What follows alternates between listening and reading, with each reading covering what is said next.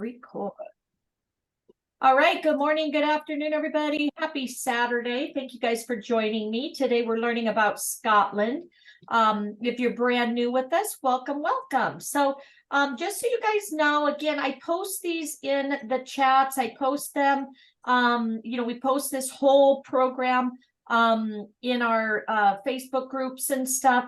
So you guys can plan in advance and register in advance. So what it is if you haven't registered yet, I'll go ahead and share the link with you, but try to make sure to get in and, pre-register if you can. So again, I'll share this link with you. Thank you, Carol. So Carol's putting the link in there now. I just registered under my boyfriend because I had already done this class. But just so you know, here is a Facebook group that has all the, like I said, here's a list of all the trainings that we've done, the links, the YouTube, because I do record these. So we do put them on the YouTube channel for people that don't, that didn't get on originally, or if you have to jump off, I record them, and then that way you can make sure that you catch up. The reason I do that is, or the reason that I recommend, we learn about these different amazing destinations and stuff to help sell to our clients, right? But also another perk of why we do this is for, well, a lot of times we get invited on lunch and learns, special webinars, familiarization trips. One of the ones we did yesterday, Aussie Specialists, Australia. Some of the people got little, I think, koala bears or something in the mail. So you never know. Some people have won gift bags what's my YouTube channel? Gift cards, vacations, backpacks. So again, it's fun. We also do it as a group because again, we help each other. There's usually a test at the end. So it's kind of nice, for one thing, you get to learn, and help each other. Sometimes somebody may be from Scotland, so they're sharing information, or they just went. Also, guys, let me know of different trainings you guys want to do. Like I just went to Paris and London and Amsterdam. So I did a training on that because I wanted to see what to not miss, right? Going on a cruise and stuff. Puerto Vallarta, Mazatlan, we did a training on that so I could see what to make sure we don't miss. We're going on that free MSC cruise. Is anybody taking advantage of that? We're going December 9th, got a balcony room for $150. Again, just some of our amazing perks. But yeah, I'm going to get in and see, where our stops are, and then check and see those areas, just to make sure you don't miss those special or little hidden secret places, to make sure you see. So again, if you're just registering, guys, make sure anything when it says agency, always it's Archer Travel. Archer Travel is our agency, our IATA number. Agent will be your information. So even though, like, my name's Melrose Travels, because of course you brand yourself, the total agency when dealing with these is going to be I'm getting lost now because I keep looking at the messages. Archer Travel, because again, we're working under their license and stuff. Okay. All right. So she said the link's not working. So let me pull this one up. Copy. There we go. Try that. Again, what you're going to do is register. Once you get registered, you're going to go to the training, and then just so you guys know, so again, we're recording it. A lot of times I will be reading. Sometimes I'll ask if anybody wants to volunteer. Okay. Company, it asks for company. So again, company would be probably Archer Travel. Sometimes there's recordings that we'll watch or videos and stuff, so just keep track of that. Again, if you're new, a lot of people will follow along on their phone and then and take the test online, or they do a split screen. Okay, just wanted to let you know that. Last weekend on Ireland, the date was set April 2023. Does that matter? No, are you talking about on the certificate? It showed 2023. Ireland here. So you mean on your certificate when you got it? Oh, yeah, I don't think that matters. Just shows you're more of a specialist because you did it, 6 months ago. I mean, I don't know if you want to maybe go back to them and just say, hey, can you fix this? But I don't think that matters. So, all right. So, again, we just did Ireland, as she was saying, right here. If you want to learn about Ireland, if you want to learn about Monaco, if you want to learn about Aussie, we're going to be doing a lot of this Australia one. They're all right here for you guys. Okay. All right. So let's go ahead and get started. Again, if you're just still signing up, don't worry, just listen. We make sure that everybody passes the test, okay? So welcome to Scott's Agent Course Menu, a one-stop shop for travel professionals who want to increase their knowledge of Scotland's history, culture, and tourism opportunities. There are 5 compulsory seminars and 1 optional. All seminars are grouped by subject and finish with a quiz. After completing, thank you. After completing seminar through 5, you will have graduated as a Scots agent. Seminar 6, Scotland Meeting and Conventions, is an optional seminar and will be relevant to those working with my sector. So again, if you do a lot of business travel and stuff and conventions, this may be one that you want to complete. Each time you complete a quiz, the next seminar will unlock you, so you can complete all of them in a day or dip in and out of them at your leisure. Happy learning. So again, somebody may not join us today, and guess what? We may be over here. They won't be able to start over here with us until they finish these. So that's also why it's good to do them with us.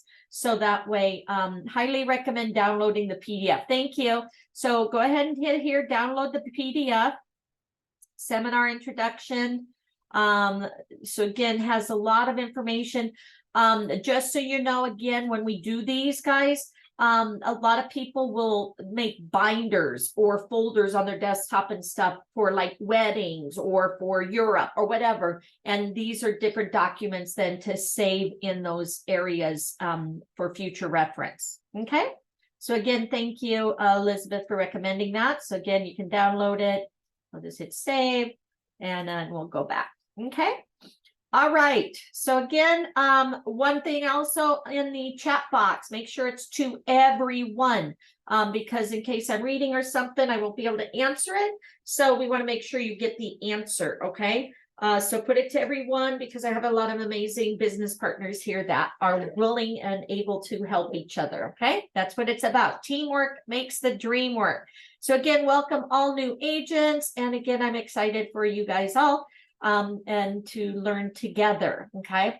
If you guys think of any things you want to train on next month, let me know.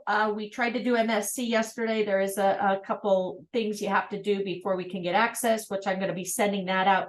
So we did not complete MSC yet. So if you want to start with us next Friday, make sure you watch the chats, because you have to register and then we have to wait for approval. Okay, let's get started. So Essential Scotland. In this section, you're going to learn about the essential basics of Scotland, including the heritage, the culture, and landscape. So again, a lot of these are kind of like going back to high school or, learning about history and stuff. But it's very informative, guys. So again, let's have fun, learn. Again, download the essentials here. Introduction. This section will provide a brief introduction to Scotland, including information about its landscape, population, climate, mountains, and lochs, all the things which make a vacation to Scotland unique. We will also give you some background about Scotland's main industries, some of its biggest natural attractions, including gardens and wildlife. By the end of this section, you'll be able to tell your clients about the landscape of Scotland, be able to ascertain where the main mountain ranges, rivers, and lochs are located. Determine how the climate and seasons vary in Scotland. Explain the variety of gardens to be found in Scotland, and name and locate some of the most well-known. Identify some of the different types of wildlife your clients can find in Scotland, and give your clients an overview of traditional contemporary Scottish industry. Okay. All right, next page. Can everybody see my screen okay? Everybody good? Let me just look at my Zoom. Let me see if I can make it bigger. There we go. Okay. All right. So land, landscape, and population. So Great Britain lies just off the coast of mainland Europe. Scotland, England, and Wales are three different countries that make up Great Britain, GB, but add Northern Ireland and you'll have the United Kingdom. Ireland is one of my other ones I definitely want to go to. Great Britain is 94,500 square miles or square kilometers. This means that on a rough scale, Great Britain is of comparable size to New Zealand, Romania, or the state of Florida, but is only half the size of Spain. Scotland is 1/3 the area of Great Britain, which is approximately similar to the United Arab Emirates. If you can imagine it, the whole of Scotland could fit inside the state of Maine, but is nevertheless twice the size of Switzerland. Plan journey times and distances carefully. There are only a few motorways, freeways, but still plenty of good quality main roads. The main site has information about driving distances and times from the border with England to the farthest northeastern part of Scottish mainland is 275 miles. Travel to the north of Shetland, and you have to add on almost half as much distance again. Scotland's population is around 5 million, which is roughly the same as Philadelphia, Finland, and makes it one of the least densely populated countries in Europe. About 1/3 of the population live in the 4 biggest cities: Edinburgh, Scotland's capital. Okay, that could be a test question. Glasgow, Aberdeen, and Dundee. All right. Nice, Andrea. Okay, good. So you're going to help us with the test. All right. And the culture there, language and dialect. All right. So you can reassure your clients that they will have no problem understanding the Scots. English is the language spoken in Scotland, and many people will consciously modify their accents to be understood. And again, I'm just sharing this with you just because I'm dumb. But I was just in Paris and London and Amsterdam, right? And again, I some of their when they were talking, I couldn't understand that. And it was, but again, I always go to Mexico, my last name's Hernandez and stuff. Anyway, they'd say something, I say, oh, gracias, or si, and my daughter's like, Mom, we're in Paris, they're talking English, shut up. So it's just kind of funny. I'm just like, what did they say? What did they say? So she goes, we're not in Mexico, but I just wanted to share that because it was kind of funny when we were then. Yes. Okay. So when Scotland became a united nation in the 11th century, the predominant language was not English, but Gaelic, the Celtic language of the invaders from Ireland, who had first settled in Scotland in the 6th century and is still spoken in Western Isles today. However, the people of Lothian, again, I apologize for mispronunciation, guys. I'm not the best there. Spoke a form of Old English rather than Gaelic. Is it Gaelic? What is that?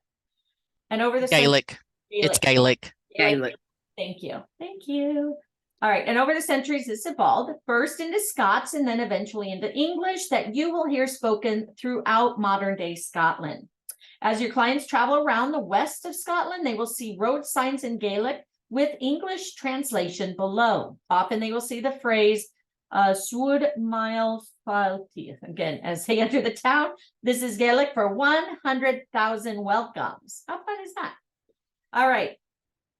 Scottish folk music has its roots in ancient Gaelic tradition. Many of the songs were designed to set the rhythm for certain tasks, such as tweed making, harvesting, spinning, and churning, as well as lullabies, love songs, and laments. For centuries, communities scattered in remote areas in the Highlands held informal gatherings called Silades, pronounced Cayley, meaning, Cayley? Oh, wow, that's weird. Okay, so this is pronounced Cayley, meaning social gathering, which often included storytelling and singing. Today, a Cayley usually means a dance with traditional Scottish music and country dancing, which can be great fun for visitors. All right. Rich heritage, literature there. Scotland has a long-established literary tradition. Some of the key figures are Sir Walter Scott, the Waverley novels, Robert Louis Stevenson kidnapped Sir Arthur Conan Doyle, Sherlock Holmes, and J.M. Barrie, Peter Pan. Not to mention Scotland's celebrated poet and bard, Robert Burns. Scotland has also inspired some more contemporary novels, such as J.K. Rowling's Harry Potter, Diana Gabaldon's Outlander series, and Ian Rankin's many works of crime fiction. The film, the stunning, unspoiled Scottish landscape, has made it a popular location for filmmakers. The most famous films shot in Scotland includes Chariot of Fire, Highlander, Braveheart, Harry Potter, Da Vinci Code, and Skyfall. While Scotland's landscapes provide the creative inspiration for the Disney's Pixar Academy Award-winning Brave, and then many tour operators now offer itineraries based on Scotland's film locations. So check these out on the main site. All right, so kind of fun there, right? Get to go see where all the movies are made and stuff. All right, thank you, Carissa. So again, great information. Again, fun working, with each other, guys, and sharing all this exciting information. All right, how about culture? So Scotland is also filled with contemporary cultural experiences. We have world-class opera, theater, ballet, as well as renowned collections of art and artifacts in our famous galleries and museums. There are impressive permanent displays, exciting temporary exhibitions to be found throughout the country, incorporating both local talent and world-renowned artists. The largest international arts festival in the world, the Edinburgh Festival Fringe, is held in the Scottish capital alongside the Edinburgh International Festival during the month of August every year, showcasing the best established new acts in music, comedy, dance, film, and more. Focus years. Scottish government has now developed a strategy to sustain the momentum from Homecoming Scotland 2009 and to build on that year in the run to another year where Scotland will become the world will welcome the world in 2014. So as you see here, these are older trainings. Focus years become below will feature in our touring campaigns and a wider marketing program from consumer advertising to our e-coms websites and PR program. So again, these are kind of older in the past, but we'll still learn some stuff. So Active Scotland, year-long program of events, festivals, activities will outline Scotland as a must-visit active adventure destination, showcase the best of Scotland to the world. You have Creative Scotland in 2012, this year focused on Scotland's culture, creativity, highlighting a wealth of experiences for your clients. Also, year-round calendar, festivals, and events has ensured there was something for everyone. Natural Scotland, 2013, the focus is on Scotland's natural heritage, reputation as land of natural beauty. And then 2014, Scotland welcomes the world. This will be a special year for Scotland. The Ryder Cup will be coming back to Gleneagles, Glasgow. We'll host the Commonwealth Games, and we will see the 700th anniversary of the Battle of Bannockburn. See the main site for more information. All right, bite-sized Scotland. The Highlands and Island. The main characteristics of this area are mountain scenery, open spaces, small villages, lochs, and islands. Highlands stretch north and west from line draw between Stonehaven, which is a small town near Aberdeen, across to the Firth of Clyde, the estuary of the River Clyde. This line is in fact the Highland Boundary Fault Line, a geographic feature which marks the line on the landscape between the flat lowlands and the hilly highlands of Scotland. Scotland has 790 islands, could be a test question. Many of them are very small and only 10% of them are inhabited. Each island or group of islands is different from each other in character and landscape. Take extra care when timing because an island may look as though it is just half an hour to explore, but this is misleading as the roads can be quite narrow and twisting. Western Isles, Lewis, Harris, and the Uist and Barra are situated off the west coast of Scotland. 4 of the largest islands that are closest to the mainland are Skye, Mull, Islay, and Arran. The Shetland and Orkney Islands are to the north of the Scottish mainland. Okay, you guys got that? You may ask us where all these are. Central Scotland. Central belt of Scotland is where most of the population lives. Geographically, this is a flat area south of Highlands and north of more hilly southern uplands. Locate Edinburgh, Glasgow, Perth, Dundee, Stirling, and St. Andrews, the main cities and towns in this area. South of Scotland, you have the geographical border, no passports required with England. The border runs from Berwick upon Tweed on the English side, on the east coast, then goes south and west to Solway, Perth in the west. The south of Scotland area runs from the border with England to the central belt. This border country is a mixture of moorlands, rolling hills, villages, farms. Main towns include Dunbar, Kelso, Peebles, Dumfries, Stanford, and our Ayr. The Scottish landscape is an amazing blend of subtle colors and is one of the main reasons people from all over the world come back to Scotland again and again. When overseas visitors were asked what most attracted them to Scotland, these are the top 3 reasons: history and culture, scenery, and friendliness of the local people. Whether your clients seek historic ruins, spectacular landscapes, open spaces to escape the stresses of everyday life, or simply someone to chat to over a pint in the local pub, Scotland has it all. What's more, Scotland has one of the highest rates of return visitors in all of Europe. Keep your clients coming back again and again and again. Again and again and again.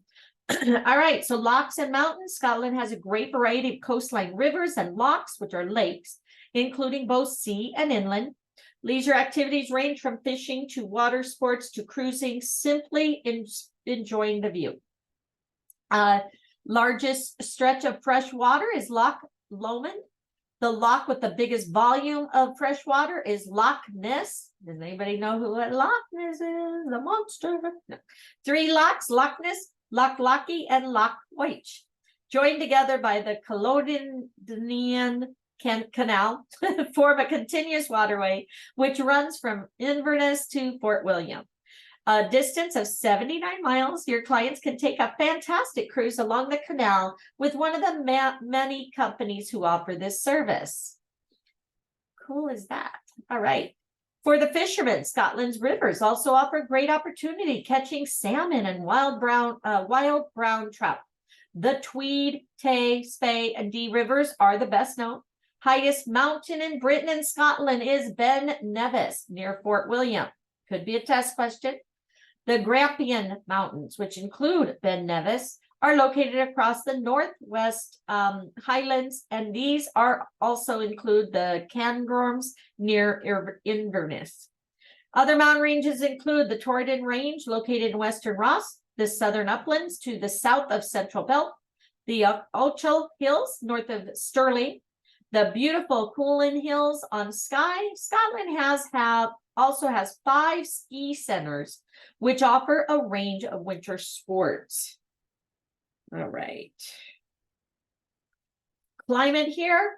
Your impression of Scotland may be that it rains a lot, but did you know that Edinburgh has a lower annual rainfall than Rome? The east tends to be cool and dry, and the west milder with little more rain.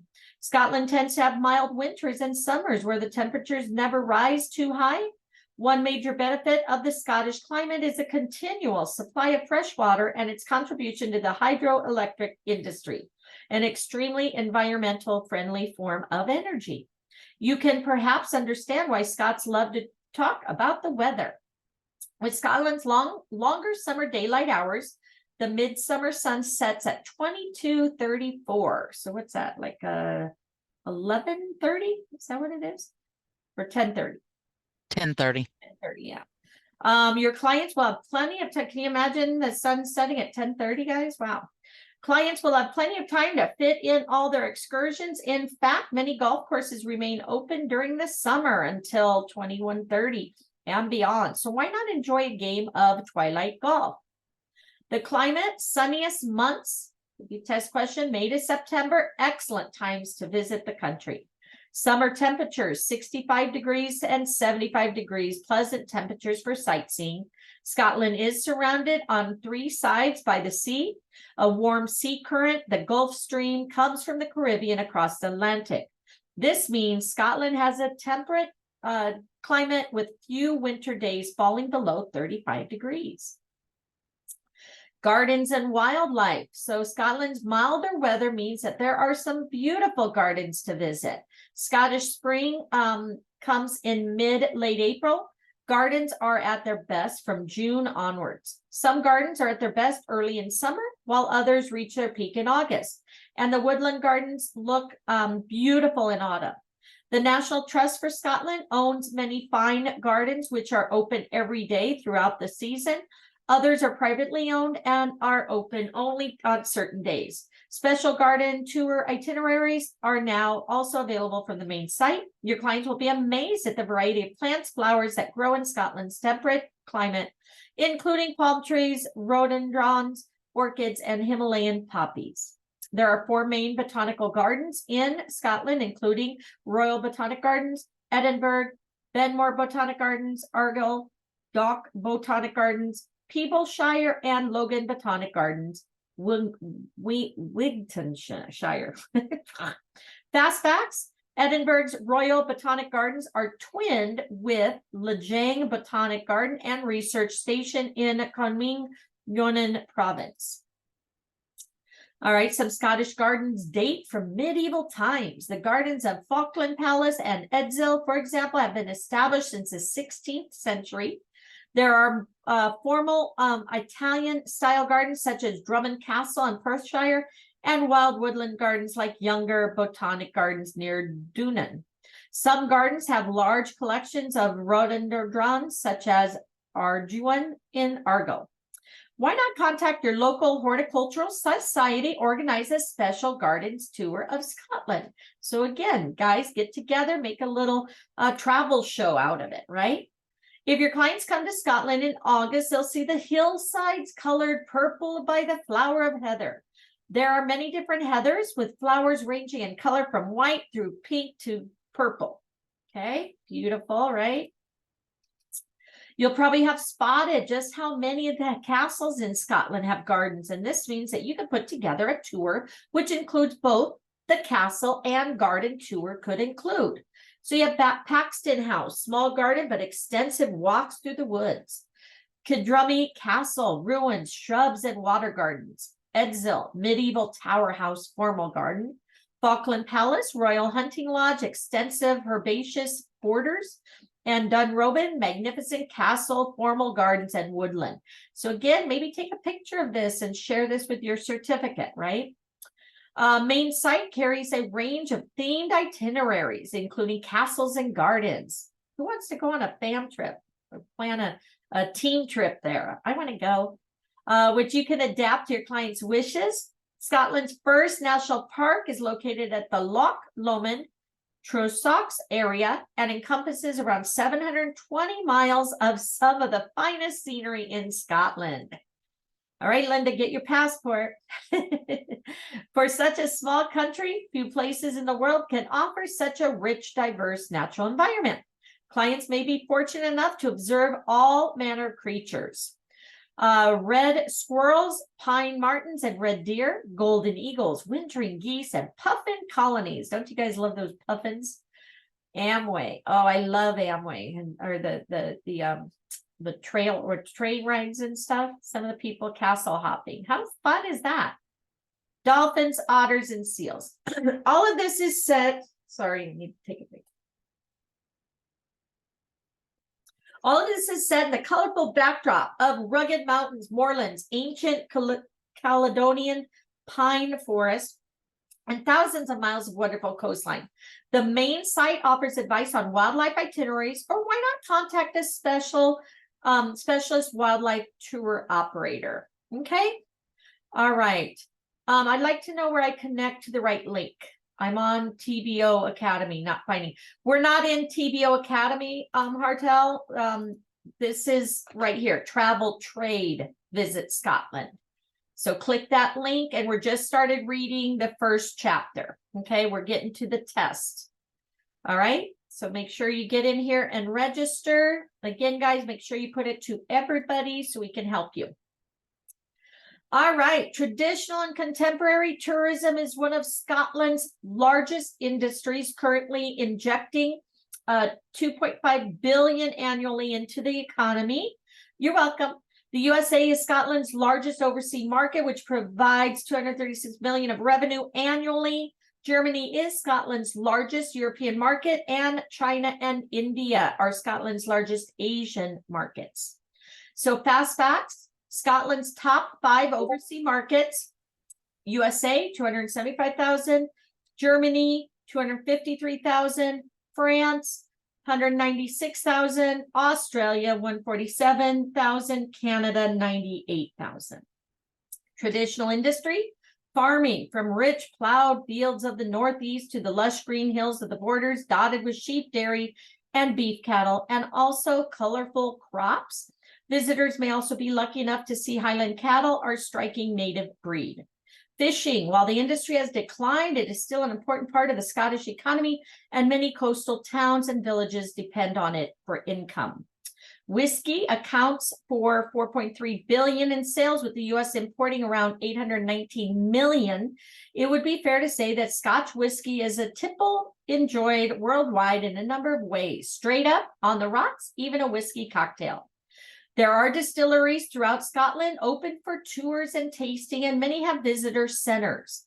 Helpful hint, why not contact your local whiskey society? Arrange a group tour to visit Scotland's Highland, Island, Speyside, or Lowland whiskey distilleries. Again, great ideas, guys, to help market yourself. Contemporary oil, first discovered in the North Sea off the east coast of Scotland in the 1970s, and since then has become a valuable industry for the whole of Scotland. Electronic manufacture, an important industry in Scotland, has attracted many international companies. All right, so an overview. Now you've learned the basics. Here's some websites that will help provide further information. You can go to visitscotland.com for more information on travel to and around Scotland. Visitscotland.com walking for walking and hiking opportunities. Visitscotland.com wildlife, learn about the wildlife and best time to see each species. How about ski season? Where's the ski centers and local accommodation options? Active, so this is for outdoor activities available in Scotland. Visit Scotland Fish, which fishing opportunities are in Scotland, and then .org for more information and statistics on the Scottish tourism industry. All right, now it's time to test your knowledge. Click the Take a Seminar quiz button, answer 10 multiple choice answers. Oh no. Okay, so Tabitha said most of these don't exist anymore. Again, guys, this is an older training program. So but as you know, with anything, anything changes or travel changes on a daily basis anyway. So always Google is your best friend, right? All right, so everybody ready to take the test? For those just ready, getting signed in and stuff, we'll put the answers in the chat or take a screenshot, okay? Let me send a thing really quick. Hey there, just wanted to send hugs and prayers for you and your family today. Hope everything goes well for your mother. Okay. All right, so let's take our quiz. Yep. Congratulations on completing the content. Okay, I said you already passed because I already took this class already. But it was, I think, 2 years ago. Okay, everybody ready? Start the quiz. What is the population of Scotland? Also, want to know 5 million. Does everybody have the same question? Oh, look at that. He's on a roll up here. It's 5 million. Okay, sometimes questions are out of order, but look at Elizabeth. She's already in here sending us the answers. What is Scotland's capital? Edinburgh. Very good. Edinburgh. Edinburgh. How many islands does Scotland have? 790. 790. Very good. The island of Lewis is part of which group of islands? Western. Very good. Correct. Name the loch with the biggest volume of fresh water. Loch Ness. Very good. What's the highest mountain? Sorry, excuse me. That's How okay. many islands does Scotland have? 790. 90, all right. And then the Western Isles, largest, yeah, no, the island of Lewis is part of which group of islands? Western Western. Isles. I don't know how I got so far behind. That's okay. The answers are also in the chat box. The Just loch with the biggest volume of fresh water is Loch Ness, right? correct. It's the only one I know. Ben Nevis is the highest mountain. Uh-huh. Okay, I'm caught up. Thank Okay, you. perfect. You're welcome. All right. What is the best month to see the heather on the hills of Scotland? August. Good. What was the largest mountain? Ben Nevis. Oh, excuse me. That's okay. All right. Scotland's first national park located. Loch Lomond. Very good. And which is Scotland's largest overseas tourism market? USA. USA. Very good. And last but not least, name the native breed of cattle in Scotland. Highland. Very good.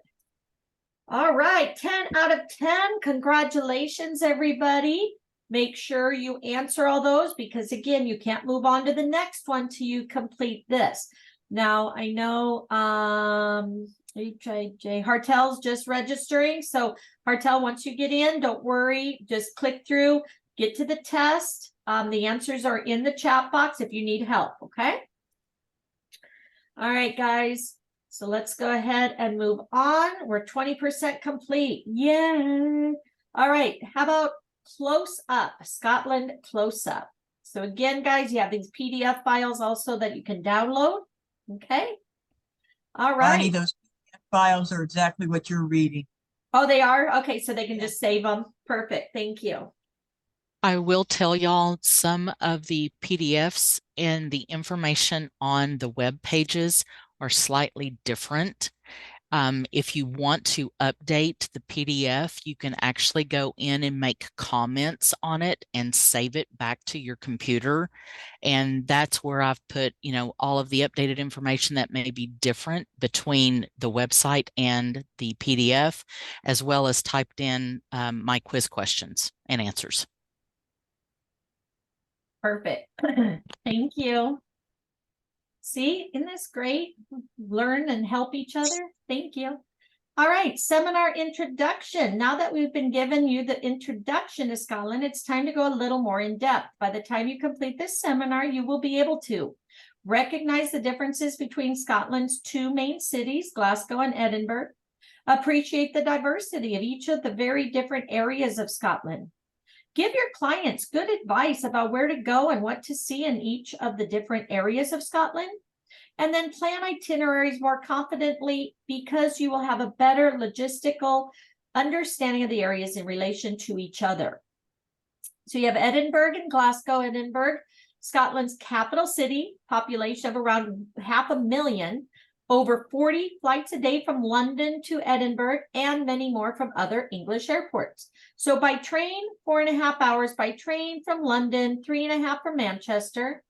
By air, 1.5 hour by air from London and other English hubs. Edinburgh Airport is only 20 minutes from the city center by taxi or bus, only 1 hour drive from Glasgow. The city is mainly divided into the medieval Old Town and Georgian New Town. Both contain a variety of stunning architecture, which has been beautifully preserved.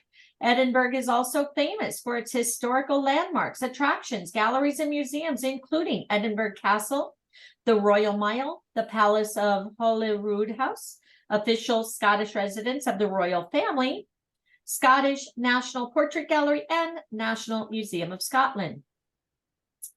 Royal Yacht Britannia, the Scotch Whisky Experience, and the Royal Botanic Gardens. The Edinburgh Festival Fringe and Military Tattoo are just two of the world-renowned events held each year. In August, University of Edinburgh has the largest international student base in Scotland. You can buy an Edinburgh pass for your clients, which gives access to over 30 visitor attractions in Edinburgh for as little as 30 euros. I think, is that euros? So again, kind of like the city pass here in the US. So it's kind of a cool thing.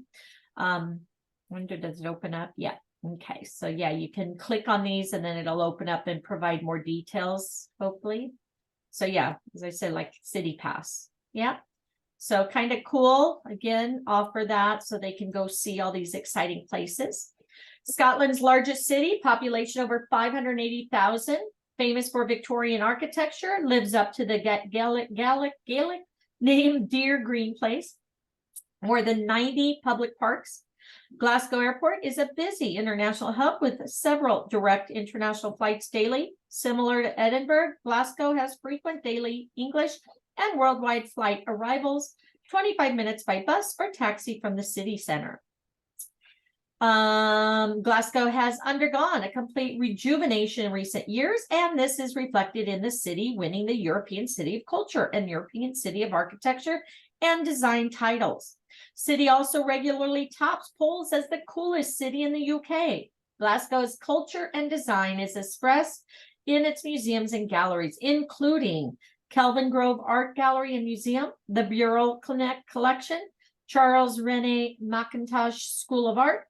Glasgow University is the second oldest university in Scotland, particularly notable for the schools of medical and veterinary science, also renowned for business and art.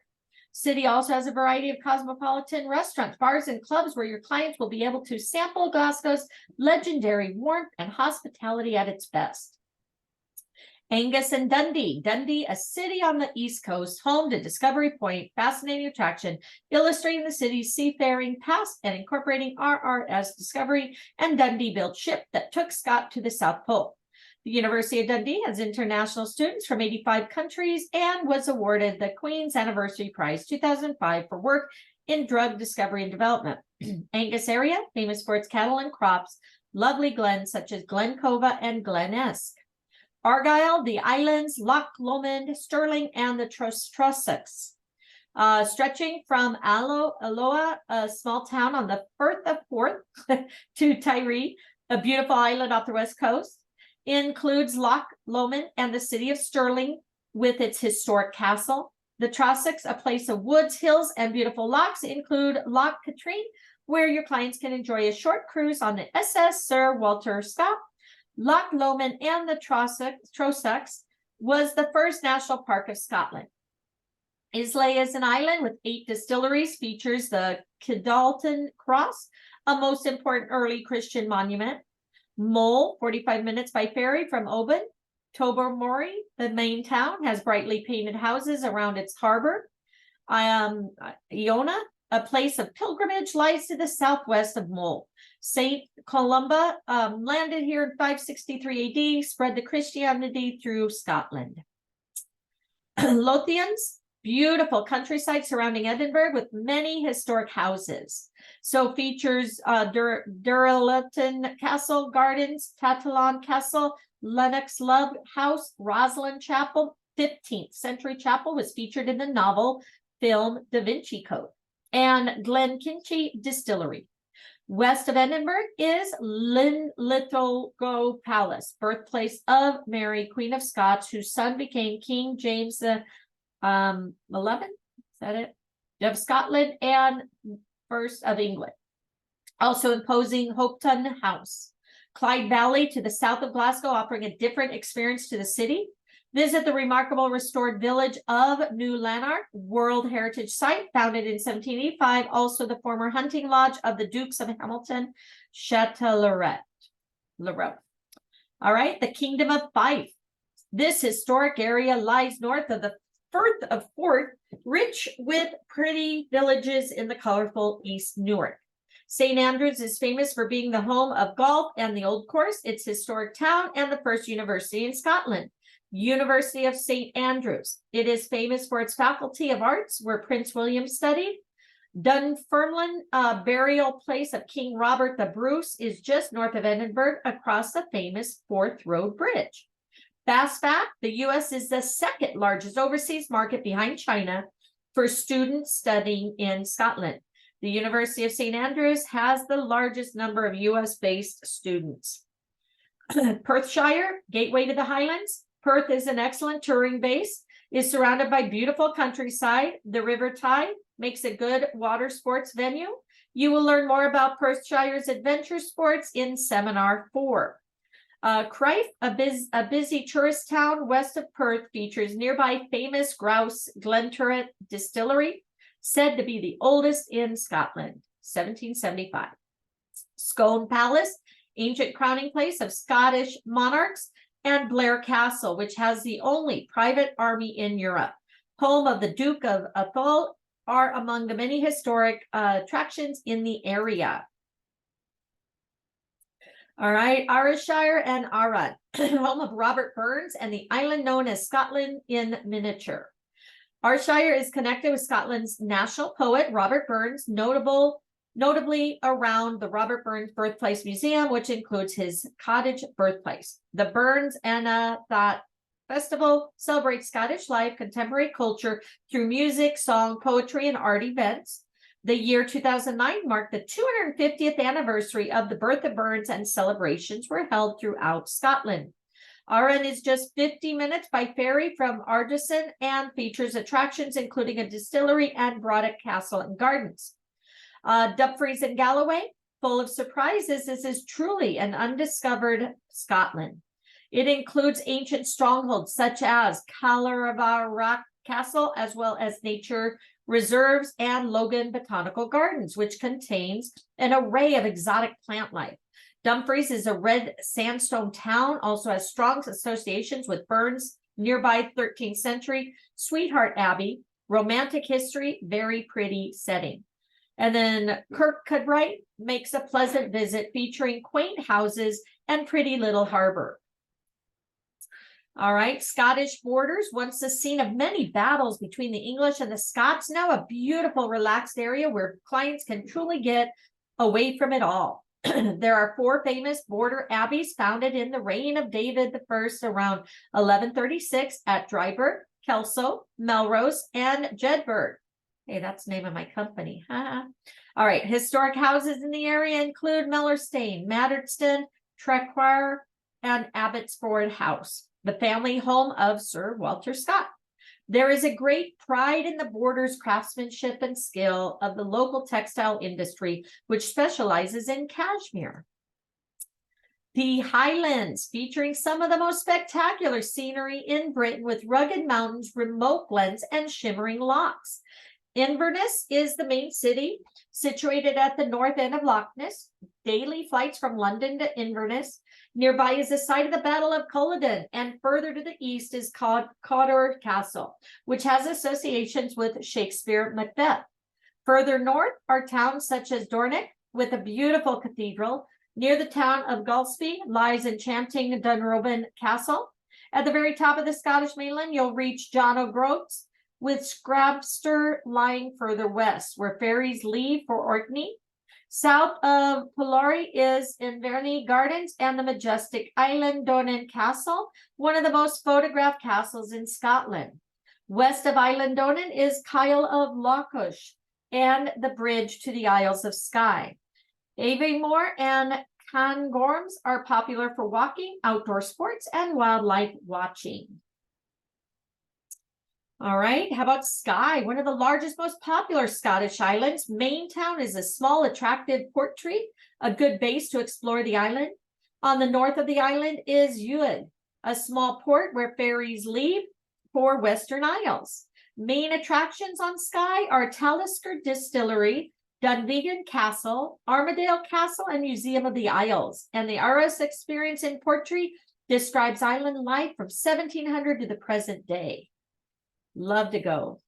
Okay, Orkney, green and fertile islands, thriving farms, well known for its cattle and cheese. Orkney has 17 islands, main ones being Mainland, Hoy, South Ronaldsay, and Shepensay. Stromness on the west of the island features Stonehouse clustered around its harbor.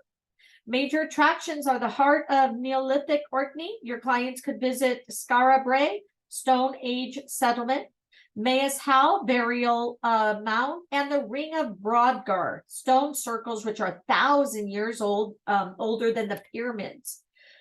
These archaeological remains are one of Scotland's 5 World Heritage Sites.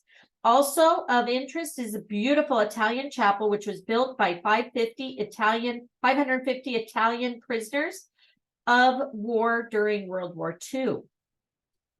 Shetland, group of islands, 112 miles north of Scotland mainland, and a proud Viking heritage, with a proud Viking heritage.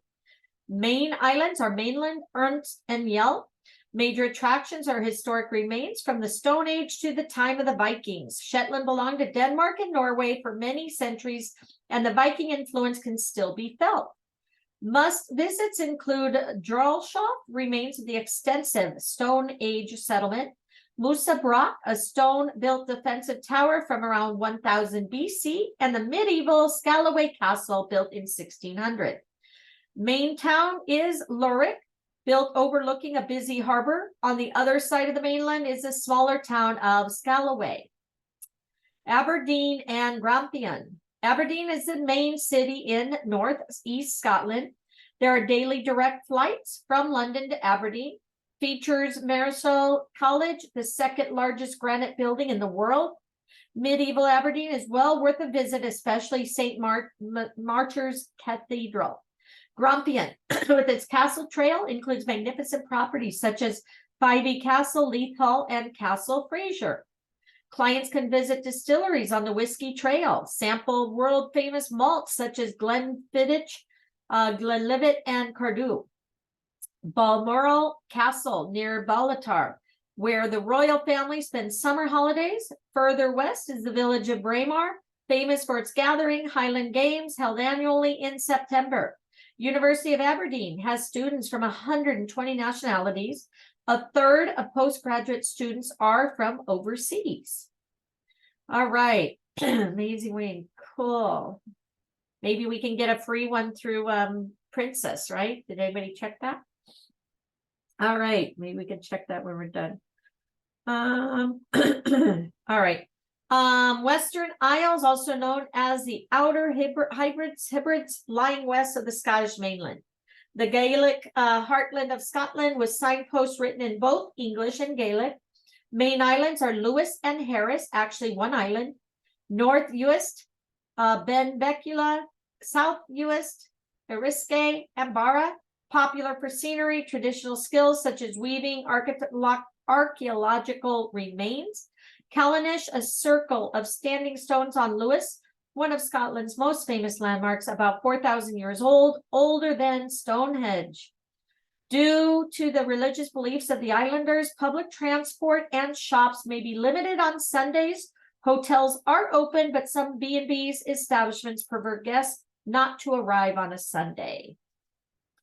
All right, overview. Visit Scotland's responsible for marketing Scotland at home internationally. Main office is Edinburgh. 14 area network offices throughout the country who can provide more in-depth information. Again, here's the websites. They may be active, may not be active. So again, Google's your best friend if you want more information. All right, next. All right, looks like we're ready for our next test, right? Everybody ready? Ready, ready, ready, ready.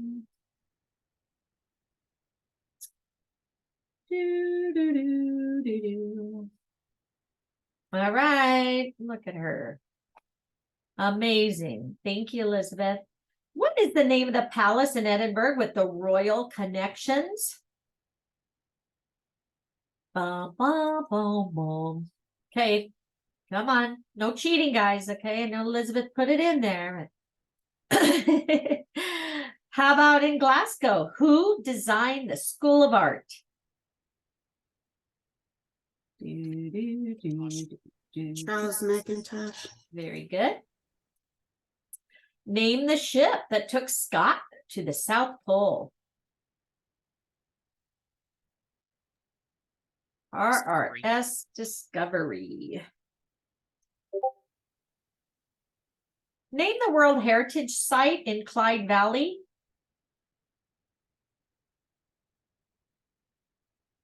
Does anybody know these, or are we just gonna take Elizabeth's answers?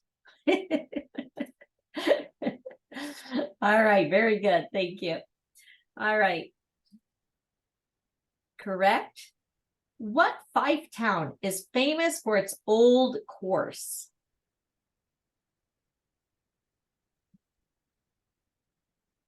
Very good. Ian. Very good. What is the following houses? Which of the following houses was the home of Sir Walter Scott? Oxford.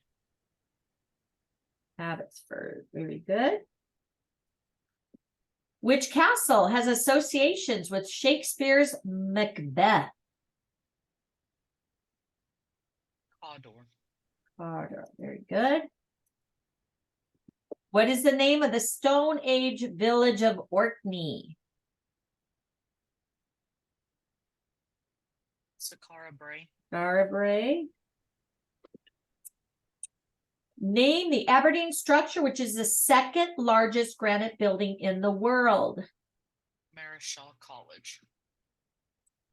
Very good. And last but not least, which island did St. Columba arrive in 563 AD? Iona. All right, 10 out of 10. Did everybody pass? Make sure you pass. The answers are in the chat box. Thank you to Elizabeth. All right, guys. So let's move on to getting there and getting around. Let's move on. Move on, move on. All right, introduction. Scotland is a small country and traveling within it is easy. Direct air links from British cities and cities worldwide. Also an internal air network bringing the islands of the north and west within easy reach. Scotland has an excellent internal network of ferries between islands. Many visitors choose to see Scotland by the roads, which are generally quiet and uncrowded. So by the end of this section, you will be able to identify the main points of entry into Scotland by air, demonstrate a good basic knowledge of Scotland's main public transport systems, and be aware of the links from England, Ireland, and Europe. Did somebody need something? Understand the different road systems in Scotland and advise your clients about driving on them, and then advise your clients about touring options in Scotland. Air travel, so you have direct flights. Now you must consider the best way to get your clients to Scotland. There are flights from most countries worldwide into both Glasgow and Edinburgh. Also regular services to Scotland from all London airports. There are frequent air connections to Glasgow, Edinburgh, Aberdeen, and Inverness, including many budget flights. Carriers include British Airways, Fly, EasyJet, and Ryanair. More information can be found here under the overseas. Both Glasgow and Edinburgh airports are located within a 25-mile taxi ride of the respective city centers. Air travel within Scotland, excellent internal air network with year-round daily flights connecting islands to airports on the mainland. These routes are mainly operated by British Airways. Sea travel. Your clients will probably fly, but if they take a European vacation, they have the option of a ferry connection from a number of European countries. Alternatively, if your clients are combining a journey to Scotland with Ireland, they can use the sea routes. Kind of cool, right? So here you have these different operators, the routes, and then the availability is all year long. Again, always check, and find out the most up-to-date information. Ferries within Scotland. The main ferry operator to the islands of the west coast of Scotland is Caledonian MacBrayne, generally known as Calmet. Offers various combination tickets, such as the Island Hopscotch ticket, which will allow your clients to explore the islands on a pre-planned route. The Island Rover ticket will give them complete freedom to travel to their choice of islands within a set time period. CalMac now offers a regular Sunday service to the Western Isles. The main ferry operator to the Orkney and Shetland Islands is Northlink Ferries. Routes run from Aberdeen and Scrapster to Orkney and from Aberdeen to Lerwick to Shetland. There are frequent inter-island ferries run by smaller operators. Rail travel, 2 main rail routes from England to Scotland. The East Coast Main Line from London's King's Cross to Edinburgh Waverley, taking 4.5 hours from First Scottail. Some of these trains continue to Aberdeen, Dundee, and Inverness. An overnight sleeper train is also available on this line with ScotRail. West Coast Line runs from London Euston to Glasgow Central, takes about 5.5 hours, and there is a sleeper service available in this line with Virgin Trains. Brit Trail offers passes that can be used throughout Europe and the UK, including Scotland. Scotland has a rail network extending all the way up to Thurso and Wick, the most northerly stations in the British Isles. Many routes in Scotland run through very scenic countryside, especially the West Coast lines from Glasgow to Oban, further north to Fort William and Mallaig, often serviced by the Jacobite steam train, famously known as the Hogwarts Express in the Harry Potter movies. The rail route from Inverness west to Kyle of Lochalsh near Skye is also very beautiful. Oban, Mallaig, Ullapool, and Kyle of Lochalsh are all gateways to the West Coast Islands, and from here your clients can catch ferries or cross the bridge in the case of Kyle Lochalsh. Road travel. Bus. There are regular long-distance bus service coaches between key English cities and Scotland. Bus travel is quite inexpensive. So journey between London and Edinburgh or London and Glasgow is around 8 hours. An express bus service links all the major towns in Scotland, generally provide a peak travel times. The non-express bus service visit towns en route, so journeys can take longer. It's worth checking whether there is an express bus available at the time your client wishes to travel. In rural areas, the services are less frequent. The non-express services, although generally slower, can be an interesting way of seeing the country if your clients aren't in a hurry. In the south of Scotland, there are a few rail services, so bus trail is the best public transport option. In rural areas of Scotland, the Royal Mail operates a post bus service, which can include a small number of passengers. This service is invaluable in order to reach remote places otherwise inaccessible to public transport. But the frequency of the service is linked to the mail service, so you should check the times for more adventurous clients. There are also multi-day tickets you can purchase for the train or bus. See the list of websites at the end of the seminar. See the list of websites at the end of the website. Okay, same thing.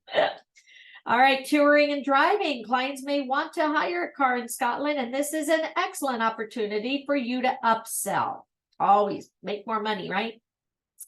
A fly drive option will probably be less expensive than hiring a car on their arrival. Clients' own driver's license is acceptable in Scotland, but an international driver's permit is a good idea, especially if your clients want to drive in other European countries. British cars have the steering wheel on the right-hand side and we drive on the left. Most UK car rental firms have manual stick shifts cars and stock fewer automatic cars. If automatic drive is required, it is best to order this for your client as early as possible. So that's good to know. You can also hire classic cars, motorhomes, caravans, but again, these should be booked well in advance. Car insurance, car rental firms will ask your clients for a valid passport and driver's license. Your clients will normally be required to be aged 23 and 70 and to hold a driver's license for at least a year. Okay, keep that in mind. Note that your clients will be offered additional waiver insurance when they pick up their car.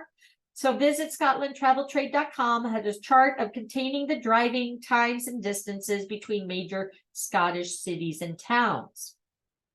All right. So Elizabeth has a question in there. If anybody knows that, you can help her.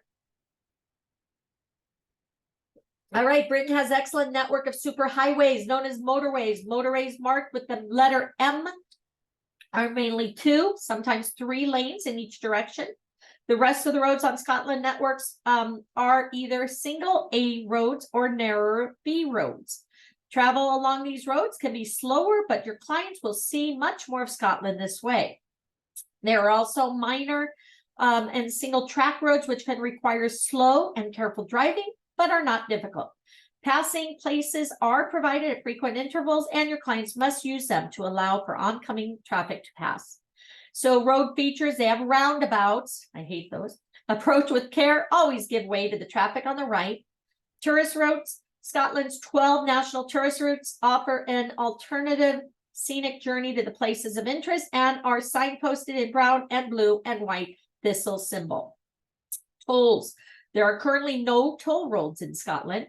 And then the speed limit is 70 miles per hour on motorways, 30 miles an hour in built up areas near housing, in streets with street lighting. All right, city sightseeing, stress-free. Like other countries, traffic congestion in cities and large towns can be a problem. So traffic calming measures have been introduced.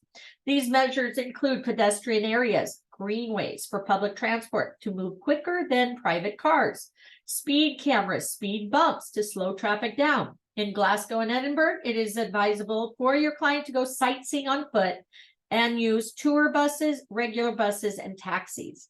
This will be fun, and the local people are helpful and friendly. The car will add unnecessary stress as parking is not easy. Let someone else do the driving. Your clients could employ a driver guide if they don't want to drive themselves. Go ahead and click here for more information. They have they train candidates in all aspects of guiding, communication, language, Scottish history, and what to see and do, eventually awarding the title of Blue Badge Guide for Scotland to the trainee. Additionally, they produce a useful list of their qualified guides and driver guides. There are also many private freelance guides and chauffeur drive companies who can provide this service. Your clients could also join an extended coach tour, as many depart from Edinburgh and Glasgow. One-day tour operates to such areas as St. Andrews and the Fife Coast, Stirling and Inverness. Cultivating a relationship with a tour operator who sells Scotland packages is an excellent way to increase commissions. Many offer standalone Scotland tours or joint tours with Britain or Ireland. Personalized niche groups are an excellent way of building your business. Why not check if there is a St. Andrews or Scottish Clan Society in your area? These groups will be extremely interested in traveling to their ancestral homeland. Other niche group possibilities include churches, quilters, sport teams, schools, art museum enthusiasts, not to mention golfers and whiskey connoisseurs, right? And overview, now that you've learned all about to get your clients to Scotland and how easy it is for them to tour the country, here's some websites that will provide more information.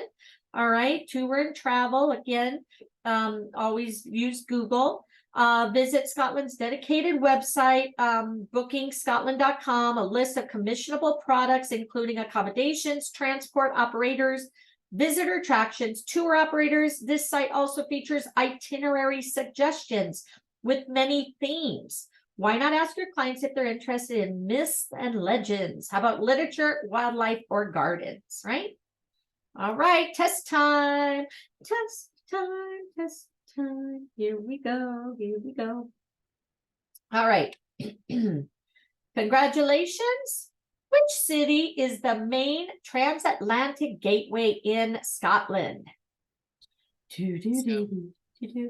What is it? Glasgow? Glasgow. Thank you. Which ferry operator provides a service to the islands on the west coast of Scotland? Piano. Oh, No, Oh. it's Caledonian. yeah, that is this one. McGrady. Yep, Caledonian. All right. Which ferry operator provides service to the Orkney and Shetland Islands? Is that the piano? Northlink. Is that piano? No, it's Northlink. Northlink, thank you.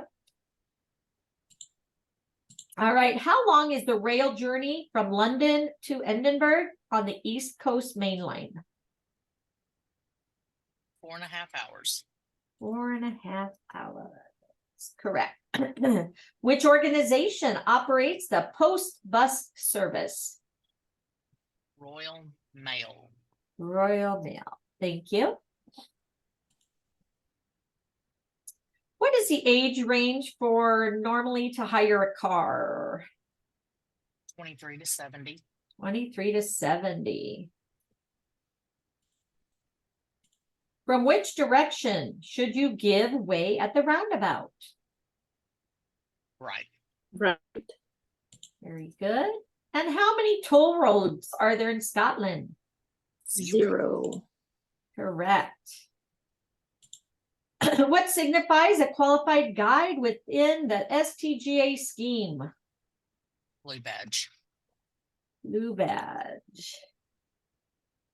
And last one, what is the Scottish website for commissionable Scottish product? Visit scotlandtraveltrade.com. Ding, ding, ding. You have now passed. Congratulations. You guys learning a lot. We're almost done. Almost done. All right. Heritage popular attractions. Let's do this. Get her done, right? All right. Scotland's history goes back several thousand years. Islands of Orkney offers visitors a great concentration, best preserved range of Neolithic sites anywhere in Britain. This section will cover the most important periods of Scotland's history down the ages from the Stone and Bronze Age right up to the reopening of the Scottish Parliament in 1999. Many of the historical events and characters mentioned have attractions associated with them. Scotland's top tourist attraction, Edinburgh Castle, operated by Historic Scotland, has a rich, colorful past, a wonderful example of how visitors can tap into our history. We have 6 designated World Heritage Sites. Historic Center of Edinburgh's medieval Old Town, 18th century Georgian New Town, the heart of Neolithic Orkney, the Industrial Heritage Village of New Lanark, wonderful nature reserve of St. Kilda, the Antonine Wall, which represents the northernmost frontier barrier of the Roman Empire, the 4th Rail Bridge, and then by the end of this section, you're going to be able to identify the most important periods in Scottish history. You'll know a little more about the key personalities in Scottish history, and you'll have a brief introduction to some of the main visitor attractions associated with our rich historical past. So early history and Christian beginnings. It is thought that the first settlers arrived in Scotland from Ireland and mainland Europe in the Stone Age, about 5000 BC. From 3000 to around 2000 BC, the Bronze Age people settled in Scotland, and even now in the 21st century, evidence of their habitation is still being uncovered. 2 of the best preserved and most accessible examples, which date from this early period, can be found on the main island of Orkney off the north coast of Scotland. Myas Howe, thought to be the burial chamber, and Skara Brae, the best preserved Stone Age village in Western Europe. The Western Isles has one of the oldest, most unique stone circles to be found anywhere in Britain. Situated on the island of Lewis are the mystical colonnades, standing stones dating back to 3000 BC. All of the sites mentioned above are operated by Historic Scotland. In 43 AD, the Romans arrived in what is now England, slowly moving northwards and arriving in Scotland around 79 AD. Unable to conquer the peoples in the north, they built the Antonine Wall in the 2nd century AD, which ran between the rivers Forth and Clyde as a defense against the hostile natives. This is now cared for by the Historic Scotland. The Roman occupation of Britain finally came to an end about 400 AD, but there are many surviving Roman relics which can be visited, including the Historic Scotland operated Black Hill Roman camps in Perthshire and the Roman Bridge and Bathhouse remains in Lanarkshire, all of which are free of charge to explore. The local tribes that the Romans encountered in Scotland were Celts, who, given the name the Picts by the Romans. From the 5th century, more Celtic people arrived from Ireland who became known as Scots. Many of the remarkable carved stones from these times survive to the present and can be found in the north and east of Scotland, including Kirkmadrin, early Christian stones in Galloway, which Historic Scotland operate and is free of charge. In the 9th century, Vikings invaded Scotland, occupying lands in the northern Western Islands and part of the mainland, and today, the islands of Orkney and Shetland boast a wealth of preserved Viking sites.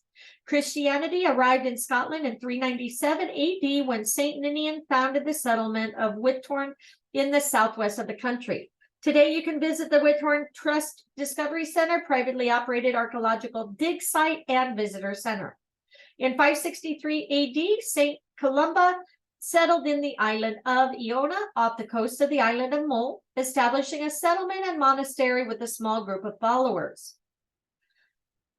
Middle Ages and Wars of Independence. In the 1070 AD, Malcolm Canmore, King of Scots, married Anglo-Saxon Princess Margaret later Saint Margaret of Scotland. You can visit the little chapel dedicated to her within Edinburgh Castle. The Kenmore dynasty ruled Scotland until 1286, when the sudden death of Alexander III caused a constitutional crisis. Edward I of England invaded Scotland in 1296, gained control of the country, and was met with resistance from William Wallace, the hero of the movie Braveheart. Robert the Bruce, who had become king in 1306, won a spectacular victory against the army of Edward II at the Battle of Bannockburn, historic battle site operated by the National Trust for Scotland. In 1314 and in 1320, the Declaration of Arbroath was signed, affirming Scotland's rights as an independent country. From this document and later the National Covenant signed in 1638 can be traced the words and philosophy of the American Declaration of Independence. For as long as but 100 of us remain alive, never will we on any conditions be brought under English rule. It is the truth, not for glory, nor riches, nor honors, that we are fighting, but for freedom, for that alone, which no honest man gives up, but with life itself. All right, the Stuart monarchy and Mary, Queen of Scots. The Stuart monarchy, known as the Stuarts of England, was established in 1371 with Robert II, grandson of Robert the Bruce, continued up to James XI of Scotland, who became the first king of both Scotland and England in 1603. Ended with the death of James XI's great-granddaughter, Queen Anne, 1714. Most famous of Stuart monarchs was Mary, Queen of Scots, born 1542 at the Palace of Linlithgow. Operated by Historic Scotland, Mary's story is one of most romantic, intriguing of any Scottish monarch. She spent 13 years in France, married the heir to the throne, eventually becoming Queen of France 1559. Following the death of her husband, she returned to Scotland as queen in 1561 at the age of 19. These were dangerous times as Scotland was undergoing a period of transformation from Catholicism to Protestantism.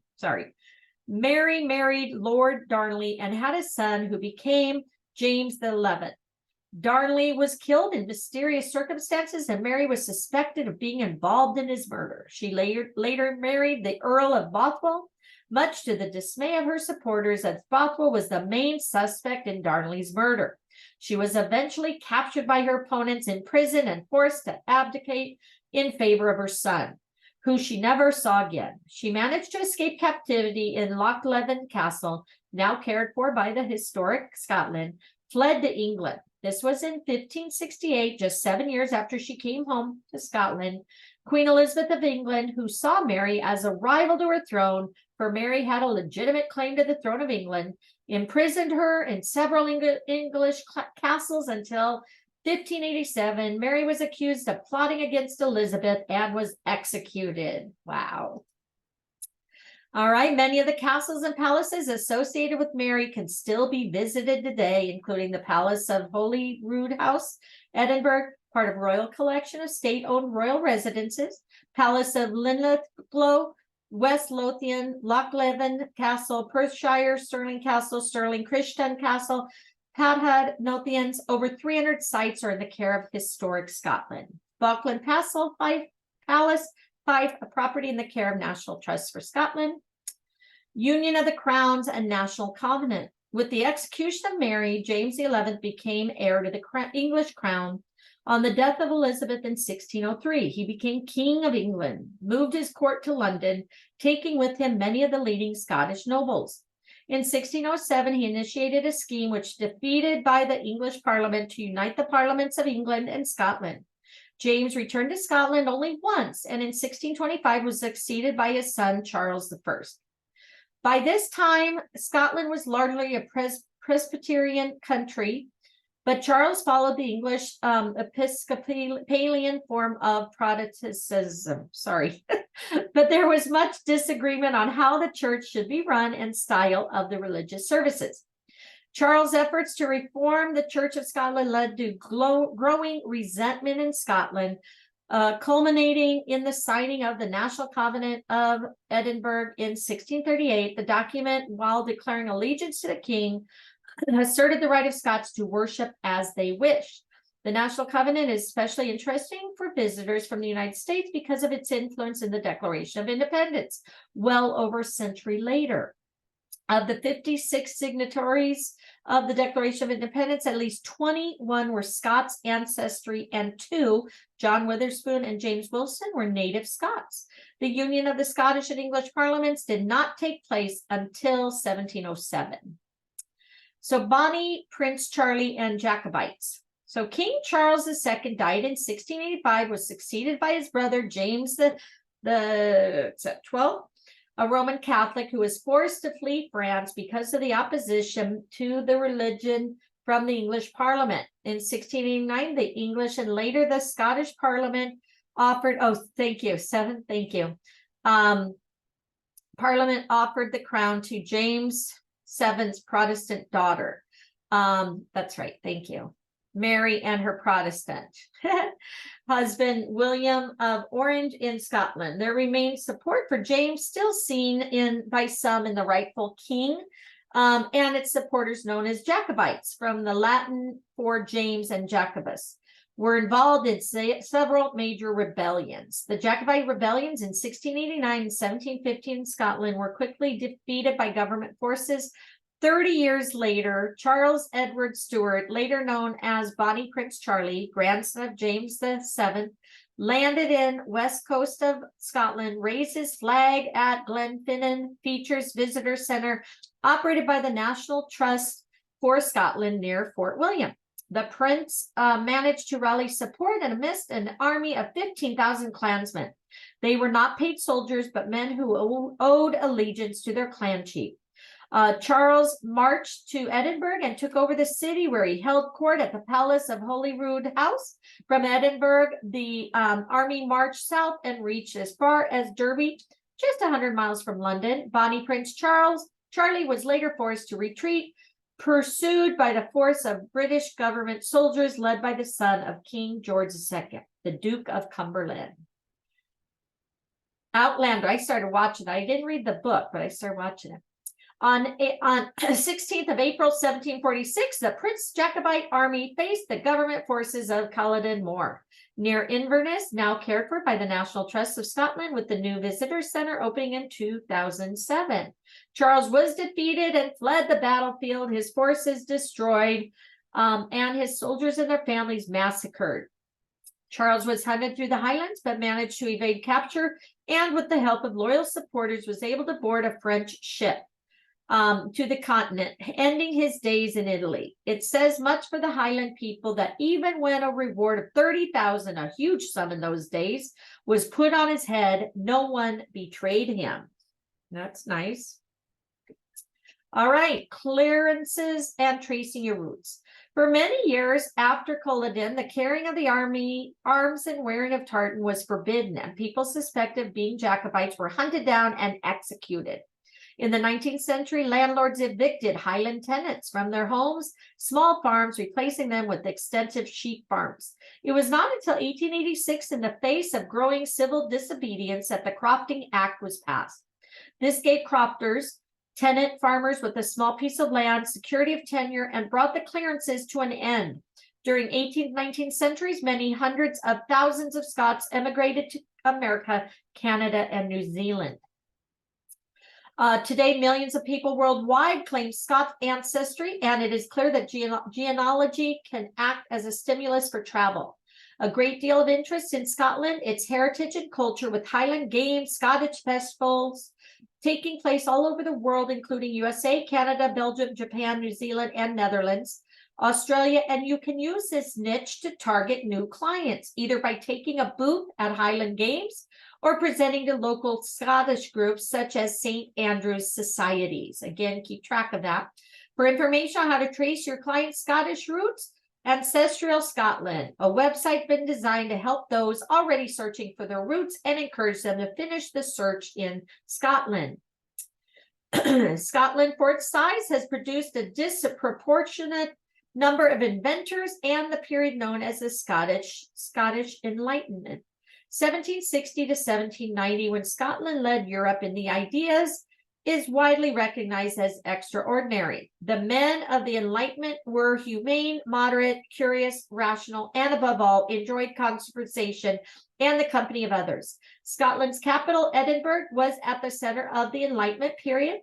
Chief among the great thinkers of this period was the philosopher David Hume, whose religious skepticism shocked many of the contemporaries. His friend Adam Smith wrote The Wealth of Nations, which became the cornerstone of modern economics. The Adam family, Father William and his 4 sons, John, Robert, James, and Williams, were the most famous architects of their day. Robert is probably the best known, and it was he who created the well-known Adam style. So did you know all these famous inventors are Scottish? The television, John Logie Baird, Alexander Graham Bell, the telephone, James Young Simpson, anesthesia, James Watt, the steam engine, Alexander Fleming, penicillin, and Charles Macintosh, the Macintosh waterproof overcoat. Kind of interesting. Classic example of the Adam style of architecture can be seen in the National Trust for Scotland's Georgian House in Edinburgh. Scotland's other world-renowned architect, Charles Rennie Macintosh, based on Glasgow, Macintosh took his inspiration from Scottish traditions, blended them with a flourish of Art Nouveau and the simplicity of Japanese forms. He designed stunning buildings, including Glasgow School of Art, Hill House. Both of these are included in the Macintosh Trail ticket, which your clients can purchase in Glasgow. From the end of the 18th and during the 19th century, there was rapid development when the Industry Revolution changed the whole of Britain. At this time, the trading links across the Atlantic, mainly tobacco, sugar, and cotton, grew rapidly, which led to Glasgow on the west coast of Scotland becoming a major city. Many Scot traders set up offices in Virginia. Heavy industries such as shipbuilding, coal, iron and steel, railways, and other engineering work became increasingly important to the Scottish economy. While farming grew less rapidly, Summerley Heritage Park in Lanarkshire encapsulates perfectly Scotland's industrial heritage, operated by the local council. Queen Victoria, who reigned for 64 years from 1837, visited Scotland and was so captivated with what she saw, bought Balmoral Castle near Aberdeen. The present Queen Elizabeth and her family continue the tradition to this day, and each year spend August as part of the summer vacation at Balmoral. One of the most significant events in Scottish history took place at the close of 20th century. On the 1st of July, 1999, the Scottish Parliament was reconvened by the Queen. Historic occasion was summed up in the opening address. The Scottish Parliament adjourned on 18th century. 1707 is hereby reconvened. This devoted parliament does not mean that Scotland is an independent country. Some powers are retained by the parliament in London, whilst others are devoted to the Scottish Parliament. Scotland is still very much a part of Britain, and your clients do not need to present their passport at the border between England and Scotland. Her Majesty, Queen Elizabeth, is the head of the state for the whole of United Kingdom of Great Britain and Northern Ireland. Theresa May is currently the British Prime Minister, and Nicola Sturgeon is the first minister in the Scottish Parliament. The new Scottish Parliament building in Edinburgh opened its doors October of 2004, October 9th, and became a very popular attraction. All right, seminar overview. You've now had a brief overlook of 5,000 years of Scotland's history. Well done. Best way for you and your clients to experience history close up. Amazing number of castles, palaces, abbeys, prehistoric sites throughout the country. Here's some websites to visit for visitor attractions and time for a quiz. Lots and lots and lots of info, right? All right, what is Skara Brae? That the burial Stone Age chamber? Village. The village? Thank you. The village. All right, who defeated Edward II of England at the Battle of Bannockburn? Robert the Bruce. Thank you. Where was Mary, Queen of Scots, born in 1542? Linlithgow Palace. Thank you. Which year were Scottish and English parliaments united? 1707. Thank you. Was that one? 1707. Thank you. What is the name of the battlefield where Bonnie Prince Charlie was defeated in 1746? Gladden. Laden.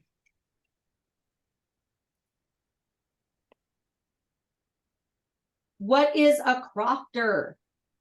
Tenant farmer. Which one is it? Tenant farmer. Thank you. Who wrote The Wealth of Nations? Adam Smith.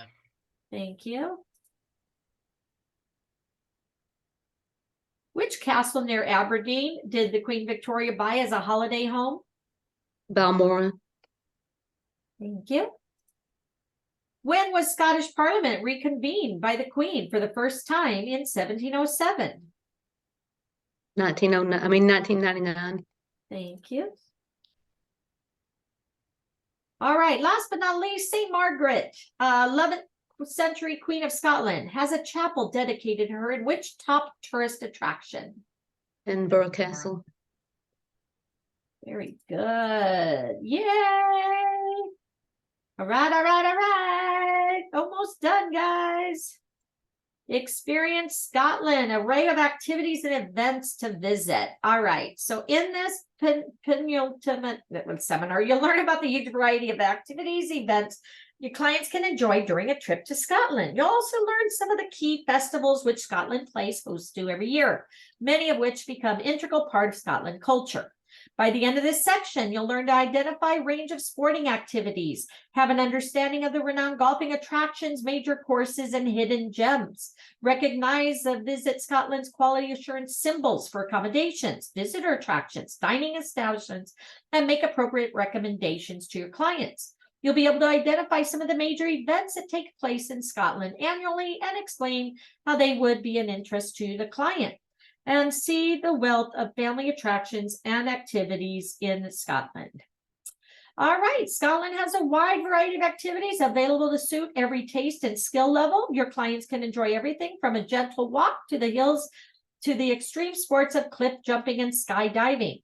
Whatever they decide to do, you'll find there is a range of operators in Scotland who can help you plan the perfect itinerary. Here's a selection of what your clients can enjoy. Walking. Scotland is a wonderful country for walking, hiking, wide variety of terrain to suit all abilities. Your clients can escape to the wild, unexplored places, enjoy the unspoiled landscape, long distance hikes, town and village trails, garden paths, and great country estates, short rambles by rivers and lochs. Many are signposted, giving an indication of distance and difficulty, including information for travelers with mobility difficulties. You have cycling. Very popular activity in Scotland will allow your clients to see the country at a slower pace than in the car. The islands and quieter roads of the countryside make for pleasant, safe cycling, and many have been designated as official cycle routes. Many cities and towns have also introduced cycle lanes, and bike hire is available throughout the country. Fishing, rivers, lochs, reservoirs in Scotland provide excellent game fishing. The rivers Tweed, Spey, Dundee, and Tay, famous for salmon and trout fishing. Permits are often required, though, to fish these rivers. Snow and water sports, clients can enjoy skiing, snowboarding, simply overviewing the view of one of Scotland's 5 ski centers. They can also enjoy a wide variety of activities on the water, sailing, windsurfing, canoeing, gently traveling along a scenic Scottish canal. And then Visit Scotland operates a number of activity microsites that you will find useful in planning activity itineraries. See the seminar overview section for more information. Booking Scotland lists various suppliers who can help you book activity break for your clients. Green Tourism Business Scheme. Encourages tourism businesses to be more sustainable, whether they are hotels or guest houses, bed and breakfast, self-catering, event venues, and tourist attractions.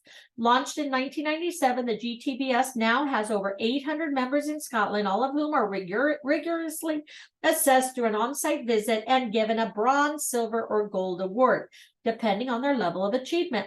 Businesses are assessed by a qualified grading advisor against a set of criteria covering a range of areas, including energy and water efficiency, waste management, biodiversity, community involvement, and more. Businesses undertake sustainable actions as diverse as using low energy light bulbs or corridor lights, which go on when people approach. Recycling paper products to make fire briquettes, using local produce on menus, heating with wood-fueled boilers, promoting wildlife walks, and cycle higher in their area. Golf is a huge part of Scottish culture, and there's evidence to show it has been played here since the Middle Ages. It is played by people from all walks of life and is one of the national games. No other country has so many golf courses per head of population, around 555 in total. Plenty for the visiting golfer to try, from the famous courses on which the Open Championship are played to the hidden gems all over Scotland. It is vital that your clients are sold the right product and their experience in Scotland is of high quality. The golf product isn't straightforward, and it will be useful for you to have a good idea of what it is like. An incoming golf tour operator based in Scotland will assist you to come up with interesting, enjoyable golf tours, as well as ideas for non-golfing partners. The Scots team can provide you with contacts. Types of courses. Scottish courses have usually evolved rather than been manufactured. There are three kinds of courses. Links courses on sandy soil along a seashore, where wind often presents an additional challenge.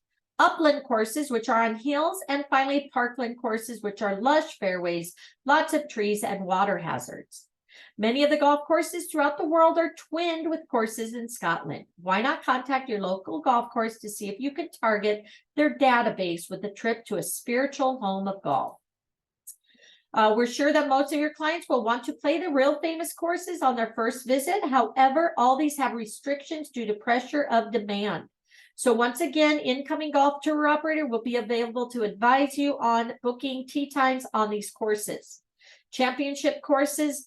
These are the courses on which the Open is played and are best known. They include Carnoustie, north of Dundee, Muirfield, 20 minutes east of Edinburgh, Royal Troon, west coast south of Glasgow, St. Andrews, east coast 1 hour north of Edinburgh, and Turnberry, west coast south of Glasgow. You'll also be asked about Gleneagles, venue for the 2014 Ryder Cup, although not an open venue. 3 excellent 18-hole course. Advance booking is always essential for all Scotland's well-known courses. And then the hidden gems, while your clients will no doubt be asked about the major courses, you can also tell them about the hidden gems. Courses popular with Scottish golfers in the know, but which overseas golfers often miss. Here are just a few. You have Boat of Garten, Highland Course near Inverness, Crail, south of St. Andrews, 200 years old, Goulin, number 1 in the famous golfing area of East Lothian, Royal Aberdeen, 6th oldest golf club in the world. Whichever course your client decides to play, they are guaranteed a memorable vacation in the home of golf. Visit scotlandtraveltrade.com for extensive list of golf suppliers. Visit Scotland operates a number of quality assurance schemes to help visitors make the most of their time in Scotland. We have a number of highly trained inspectors who regularly visit and grade properties according to strict criteria. Only properties who are current members of the scheme are allowed to display their award symbols. This is a voluntary scheme, but is widely used in Scotland. All right, Visit Scotland grades all types of accommodations, from bed and breakfast, guest houses, inns, to hotels, lodges, hostels, and self-catering properties. All the properties featured on the Visit Scotland website have been inspected and graded, as have 90% of all Scottish accommodation providers. Log on to www.visitscotland.com for more information. Properties booked through the site will be non-commissionable, okay? But you can either contact the properties direct or charge a net rate to clients. Visitor attractions. Visit Scotland also grades the country's visitor attractions for the standard of customer care they provide. The inspectors focus on such things as the standard of the welcome, hospitality and service, attraction presentation, standard of toilet, shop, cafe where provided. The wide range of properties visited include castles, museums, historic houses, historic attractions, leisure centers, visitor attractions, activity centers, art venues, tourist shops, and gardens. Again, the extensive list of attractions can be found here. Food and drink. Who wants foodies? Okay. Scotland, wonderful natural produce. Your clients will enjoy eating in Scotland and will be impressed by the quality and range of cuisine available. Scotland's climate and landscape provide the ideal condition to provide high quality products such as lamb, venison, grouse, pheasant, beef. Aberdeen Angus stands out as world-class, providing a top quality product to outlets not only in Scotland, but in many other countries. With the sea on three sides, it's not surprising that Scotland has excellent fish and seafood, as well as superb freshwater fish from our rivers and lochs. Look out for specialties of Lochfin kippers and Arbroath smokies. This is a surprising range of Scottish cheeses from Dunsire Blue and Isle of Mull cheddar to Crowdy and Cabot. Scotland has also produces some of the finest soft fruit in the world, in particular, raspberry and strawberries. Scotland's dining scene is flourishing. Walk along the main street and you will be amazed by the choice of cuisines from around the globe. Choose among Chinese, Indian, Italian, and many more to choose a contemporary Scottish restaurant, given a modern global twist to a good quality local produce served up in the heart of the city. Whichever you choose, you can be sure of a friendly, warm welcome. In 2002, Visit Scotland launched the first grading scheme for food, ensuring customers are informed of the best quality for their dining experience. Why not send your clients on a gastronomic tour of Scotland? Host of options they can enjoy, from fine culinary experiences to simple home baking. Also, there are cookery schools where your clients can learn how to turn fresh local Scottish produce into mouth-watering meals. Or why not try a farmhouse stay where your clients can experience Scotland's agricultural heritage firsthand. Events, there's a wide variety of world-class events which take place in Scotland every year. Clients can be spoiled for choice among the many music, art, and cultural festivals and celebrations. Here are just a few of the annual festivals that your clients can enjoy throughout the year. In January, you have the Celtic Connections. Glasgow hosts the exciting and vibrant blend of Celtic music and culture, featuring performers from all around the world. Love that. Upheli A, Shetland Fire Festival, tribute to the island's Viking heritage. Costume procession culminates in the setting alight of a full-size replica Viking longship. May through September, you have a Highland Games held over Scotland from May to September. Feats of strength, agility that were practiced in the Highlands from very early times. The games are exciting and friendly, offer a real taste of traditional Scotland to your clients. Glasgow International Jazz Festival, taking place June and July each year, showcasing over 140 concerts, featuring hundreds of musicians, cover all styles of jazz. August through September, Edinburgh International Festival, a celebration of high-quality dance, theater, opera, and music. Largest event of its kind in the world, takes place over 3 weeks between mid-August, early September. The Fringe, even larger event that takes place in Edinburgh at the same time as the official Edinburgh Festival. Explosion of theater, comedy, music, and art that fills up every available venue, spills onto the streets. Also, look out for the Book, Film, Jazz, and Blues Festival. Edinburgh Military Tattoo, an event that many of your clients may ask about. Wonderful display of pipes, drums, traditional dancing, and music. It's an open-air event taking place at the Castle Esplanade. World Pipe Band Championship. More than 100 of the best pipe bands in the world attract the crowds as they compete for the title World Champion Pipe Band in Glasgow. October, you have the Royal National Mod. The Mod is Scotland's premier festival of the Gaelic language, arts, and culture, and is held annually in October at a different location in Scotland. The Mod is a competition-based festival which celebrates the Gaelic language, culture through music, dance, drama, art, and literature. In December, you have Hogmanay Festival. Edinburgh now boasts one of the world's largest New Year's festivals, which is known as Hogmanay in Scotland, lasting for more than a week. Highlights are the torchlight processions, street parties, live bands, magnificent fireworks on New Year's Eve. So what other events are happening? Our themed years celebrate the very best of Scotland and its people. You'll find packed programs of events taking place throughout the year, as well as lots of opportunities to discover sides of Scotland you never knew existed. The Year of the Young People, running from January 1st to December 31st, 2018, celebrate the very best of Scotland for its young people.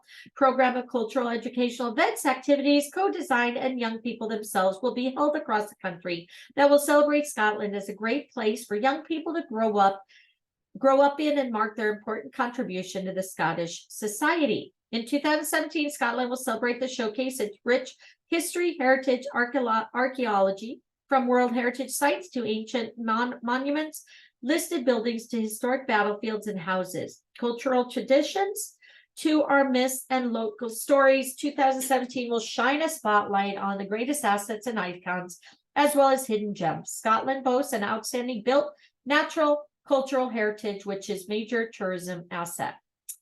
Overview.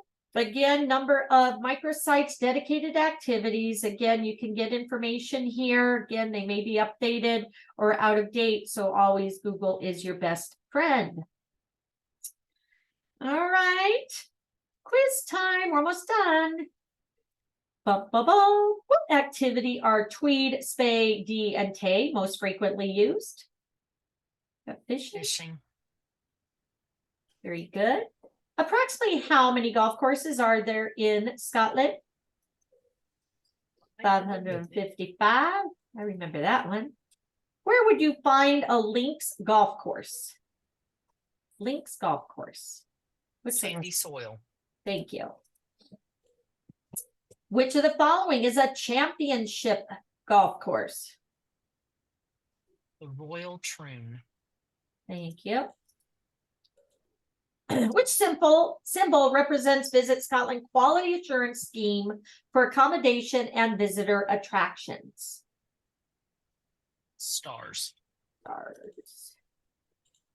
In 2002, Visit Scotland launched the first grading scheme for what? Food? Yes. Yeah. What is the name of the Viking Fire Festival that takes place in Shetland each January? That this one? Yes. Which venue hosts the Edinburgh Military Tattoo? It's Edinburgh Castle. Thank you. Which Scottish city hosts the World Pipe Championship, Bandpat Championship? Glasgow. Very good. And last but not least, Scotland's world famous New Year's Eve party is known locally as? Hogmanay. Very good. Whoop, whoop, whoop, whoop. Congratulations. So what do we have? One left? Come on, don't lock up on me now. It's the optional meetings and conventions. Congratulations, everybody. Anybody want to take this? Let's check it out. It's kind of short. You want to do it quick? If not, I mean, I'm going to go ahead and do it. If you guys want to stick around, if you want to go ahead and get off, congratulations. You completed your course. This is optional, so you can stay on. But again, thank you guys for attending. Appreciate you. So this one is going to talk about meetings, conferences, and incentive trips. So again, if you're working with businesses and stuff, this may help you a lot. Country can cater to anything from small board meetings to major international association conferences. Seminars and introduction to Scotland has to offer for both corporations, MICE, agents, and associations. By the end of this chapter, you'll have clients and colleagues an overview of Scotland has to offer for business tourism, understanding the key cities Scotland has to offer and differences between them, explain to clients the conference facilities that are available, and understanding what they have to offer. So head for business, heart for hospitality, incentive trips, team building exercises for those delegates seeking adventure on their own. Scotland opened its arms with a myriad of distinctive cultural sporting pursuits. Fishing, canoeing, hiking, horseback riding, falconry, all off-road driving, and of course, golf. What better way to reward clients than a round of links in the homeland of the revered sport? For culture seekers, visit castles, art museums, local villages, world-famous distilleries will surely create some memorable experiences. Smiling faces, inspirational settings, welcome business visitors to this alluring land. whose modern charm, respected history blend to form the perfect meeting destination. Combine this from the abundance of activities available in Scotland, become the ideal location for team building initiatives or incentive trips. Scotland's major cities of Aberdeen, Edinburgh, and Glasgow offer well-connected, purpose-built conference facilities, along with unique venues, plentiful accommodation choices. Many of these contemporary business establishments are often next-door neighbors to ancient vestiges of visitors' past, providing a striking Scottish atmosphere sure to thrill all attendees. Scottish prestigious reputation for expertly hosting some of the world's larger conferences has strengthened the country's strong standing in the minds of heavyweight business titans and political leaders alike. They know Scotland's local conference organizers, hospitality staff, and support service personnel are well-trained, knowledgeable, welcoming, and innovative when it comes to doing business. Major conference facilities. Scotland's major conference centers offer the latest in technology, top quality equipment, knowledgeable staff, in-house catering, well-appointed event planning teams. Here is a preview of 3 of the major venues. You have the Scottish Exhibition Conference Centre, Glasgow, ability to host up to 10,000 delegates. The SECC is unbeatable as far as location and amenities, including the Clyde Auditorium, or the Armadillo as it's commonly referred to due to its unique architecture. Recently opened Hydro SECC complex is located in the thriving waterfront area of the city. The center, 22,000 square meters, 31 breakout rooms, second auditorium, capacity 620, experienced at hosting a wide variety of events. Retractable walls ensure smaller groups won't lose the intimacy of their event. 3 on-site hotels, 10 restaurants, bars, railway stations, and on-site heliport are just some of the enjoyable amenities guests will encounter. Edinburgh International Conference Centre. The EICC has hosted such prestigious gatherings as the NATO General Assembly and other top UK and European functions. Located in the heart of the city, the EICC is an award-winning venue that in 2008 launched the Planet Green initiative. This new planning tool will help you make your conference more environmentally friendly. Venue is set to expand in 2013, comprising of 2,000 square additional functional space. Aberdeen Exhibition Conference Center hosts such offshore Europe, which in 2009 welcomed over 48,500 visitors, making it one of the largest energy shows in the world. AECC, first convention center in Scotland to get the Healthy Living Award, has a keen sustainable focus and is known as the National Energy Exhibition Center. Major conference facilities. Main auditorium at the EICC can hold up to 1,200 delegates. Further 11 meeting rooms that can accommodate up to 600. The center is surrounded by Edinburgh's wealth of hotels, restaurants, and close to city attractions such as Edinburgh Castle. Aberdeen Exhibition Conference Center, Aberdeen. AECC's impressive meeting space can seat up to 2,000. Second in size only to SECC. The AECC also offers suites, capacity 700, an additional auditorium for 440. 20 breakout rooms, 15-minute drive from Aberdeen International Airport, minutes from the world's busiest heliport, makes the AECC an accessible option for today's business professionals. Unconventional venues. It's easy to let your clients feel like Scottish royalty. Castles are located in stunning surroundings. Many can be reserved for private meetings and dining. Many contain today's technology, expertly combining it with old world ambiance for a flawless presentation. Colzine Castle in Ayrshire, President Eisenhower's favorite. Hold an executive retreat at Akergill Tower in Caithness. Who wouldn't want to brainstorm in the castle's 25-seat treehouse? Host a most impressive reception at the formidable Edinburgh Castle, offering spectacular views of the city and environs. Yachts moored in Scottish locks and shorelines are ideal for private functions. Book the most luxurious one of all, the Royal Yacht Britannia. Stunning cocktail reception. They can hold 380 people, or dinner for 176 people. For land-oriented gatherings, sport arenas, universities, colleges, museums, well-known resort properties such as Glen Eagles Hotel in Perthshire and the Old Course Hotel, Golf Resort and Spa at St. Andrews surround meeting goers in traditional Scottish hospitality. With more than 100 distilleries, you can host corporate outings, dinner, complete with private distillery tour. Check out the famous grouse experience and the Façon or private dining concept, where whiskeys are paired with each course. Both can be found at the Glenturret Distillery. Seamless combination of old world charm and modern state-of-the-art ambience, known fondly as the Granite City to locals on account of the rock from which great many of the buildings are made. This lively coastal city is a major player on the international business scene. Aberdeen is renowned for being the thriving energy capital in Europe, offering all the major elements of a meeting planner could ask for, including international airport, bustling harbor, traditional and contemporary meeting venues, plethora of leisure opportunities from castle trails and outdoor activities to chic restaurants and upmarket nightclubs. Aberdeen is sure to delight a discerning business traveler.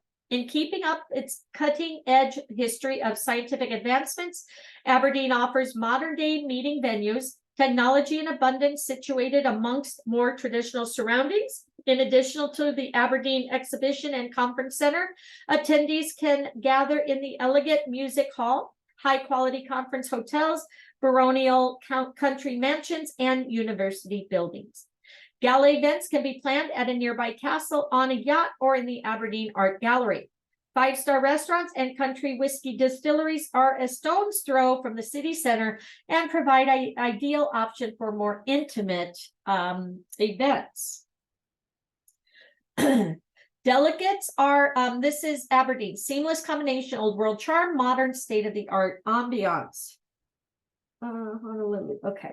Delegates are accommodated within the city center hotels or within smaller country houses. Major chains such as Marriott, Hilton, and Thistle are available for business meetings, while smaller mansion houses offer amenities such as spa services, indoor pools, and business centers. Looking for team building activities, Aberdeen and its surrounding areas offer a variety of options from clay shooting, archery, diving, off-road driving, and fishing. The nearby Cairngorms National Park is ripe for hiking, horseback riding, canoeing, while the city's 9 golf courses will surely challenge the most devoted players. Aberdeen Convention Bureau offers conferences, attendees extended break packages, enabling them to stay, explore Aberdeen and Ryan at their thank you. Attendees extend break, have a great weekend, enabling them to stay and explore Aberdeen and its environs at the leisure. All right, and then the Seaside Village, another place for meeting guests to explore, is the old town of Fiddy, which lies at the mouth of the harbor. Built inwardly facing in a series of squares for protection from the elements, this quaint fishing village within a city has retained its old charm. Few steps away lies one of the country's busiest ports, handling supply boats, ferries, fishing vessels, and cruise ships. Royal Majestic Edinburgh's grand history is a stunning backdrop for today's modern dynamic city. Scotland's capital and its financial, scientific, and IT hub, the city is well experienced at hosting important events. It's the most popular conference destination for international associations in the UK after London. Venues are superb and varied, from the major conference center, the EICC, to universities, theaters, art galleries, museums, and magnificent Edinburgh Castle, dominating the city skyline along the 21st century attractions like Dynamic Earth, opposite the new Scottish Parliament, as well as truly unique venues like Royal Yacht Britannia or the Royal Botanic Gardens, and even haunted underground vaulted chambers. A walkable, compact city, delegates will enjoy Edinburgh's year-round program of arts and festivals, along with a fantastic opportunity for dancing, music, golf, and guided walking tours. Home to renowned authors Robert Louis Stevenson to J.K. Rowling and Ian Rankin. It's no wonder Edinburgh is the UN's first city of literature. Edinburgh is readily accessible by air and rail, and the perfect starting point for pre- or post-event tours around Scotland. Edinburgh Airport has just completed an extensive renovation in order to service the increasing passenger demand. Accommodations in and around the city offer something for all tastes, from stately country houses and castles to international brand resorts and boutique hotels. As for dining, Edinburgh has more pubs, restaurants per capita than any other UK city. Delicious international cuisine, as well as establishments offering seasonal Scottish specialties and tutored whiskey tastings. A bus ride like no other advanced booking service is available for Edinburgh bus tours. These 1-hour open bus tours in the city give attendees limited time, a pleasant and relaxed introduction to Edinburgh's history, architecture, and culture. Excellent group rates also available, and invoicing is only on redeemed vouchers. With multi-language options, hop-on, hop-off flexibility, Edinburgh Bus Tours is Scotland's third most popular visitor attraction. Mixing business with culture. So Glasgow is one of Europe's most exciting meeting destinations, combines the energy and sophistication of great international city, some of Scotland's most spectacular scenery, offers delegates a diverse range of conference venues, fine dining, sophisticated shopping, renowned cultural attractions, and exciting nightlife, all of which reinforce the city's credentials as Glasgow, Scotland with style. Meeting facilities include the Scottish Exhibition Plus Conference Centre, UK's largest integrated conference centre, as well as the city's civic museum and art galleries, academic venues, and a wide range of unusual venues. Britain's first seaplane airline, Loch Lomond Seaplanes, offers flights from Glasgow to Highlands and Islands. Their terminal is close to the Glasgow Science Centre and the Scottish Exhibition Conference Centre. Treat your business visitors to the picturesque journey to destinations along Scotland's west coast, including a landing on Loch Lomond, cutting regular travel time down 2 minutes. 2 venues designed by Charles Rennie Mackintosh, Glasgow's celebrated Art Nouveau architect, include the House of an Art Lover and the Lighthouse, which offers dramatic city views from its tower. The newly expanded Glasgow Science Centre, the restored Calvin Grove Art Gallery and Museum, and the newly designed Riverside Museum, Glasgow City Halls, and Old Fruit Market give meeting planners exciting opportunities to utilize some of Scotland's landmark venues. As evidence of Glasgow's attractiveness to the meetings market, the number of visitor beds in the city have grown 40% in the past 6 years, with improvements in every class of accommodations. Currently, the 17,000 rooms with a 10-mile radius place delegates within one of the most compact conference destinations in Britain, ensuring that Glasgow remains a popular choice for the medical meeting sector. Arriving guests can utilize Glasgow International Airport, which serves over 100 destinations and is only 25 minutes from the city centre. Scotland provides an unparalleled experience with a wealth of incentive options for deserving clients. The country's DMCs and event organizers can help you plan an inspiring experience. Here are some ideas. So you have the golf, undisputed home of golf, 550 golf courses, 55 golf courses, championship level to beginners. Choose to run a clinic, attend an event, program a dedicated golf extension. You have the whiskey distilleries, lead clients along the malt whiskey trail, turn them into expert nosers, entertain executives at a distillery dinner. Spas, rewarding and soothing Scotland's sumptuous spas offer the latest techniques for the ultimate in relaxation, using Scottish products to relax and unwind. And then the castles, of course, cross the drawbridge, enter into the royal gala dinner or banquet, rent the entire grounds for a larger affair. All right, shopping, let your clients surround themselves in Scottish wool and cashmere, finest tweed, tartan, and carry home some sparkling crystal. Fine dining, indulge the palate with Scottish seafood, produce. Award-winning establishments serve up gourmet fare, while a snack at the local pub provide the chance to chat with locals. International cuisine is also available in abundance through restaurants, hotels through Scotland. Outdoor activities, Scotland is synonymous for outdoor, mountain, lochs, and glens. Terms for lakes and valleys, makes a perfect setting: fishing, biking, hiking, archery, and water sports. Last, incentive ideas is also offered: hotel properties, local event planning companies, sailing packages, including the option to race, guided tours, themed packages abound. Perhaps a ride on the legendary Royal Scotsman train will get their wheels spinning. Think Scotland, think outside the box, only in Scotland. And again, they have itineraries here, useful toolkits and everything, guys. So check it out, plan some little itineraries, post it with your certificate. Let's do our last quiz. Again, thank you for hanging out with me today. Looks like we only have 6 questions on this one. Urban destinations seen a number of visitor beds within the city grow over 40% in the last 6 years. Glasgow. Glasgow, correct. Edinburgh is an attractive conference locale for which reason? All. All the above. Which of the following is not located in Aberdeen? Scottish exhibition. Thank you. Many of Scotland's historic meeting venues, such as castles, are equipped with today's state-of-the-art. Yes. True. Some of Scotland's many incentive options, of course, the distillery, water Oh. sports spots, all the above. And of all the following venues are available for private events. True. True.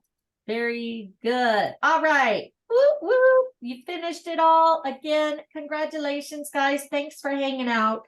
Glad we could help you. Congratulations. So make sure to download your certificate. Does it show? Let's see. Go to Scott's Agent tab Scott's Agent. Thank you. and then scroll down. Okay, you can do that. Continue. Let's see. I know now I was already there. Let me go back in and see if I can. Hold on. Okay. It took me a minute to find it myself.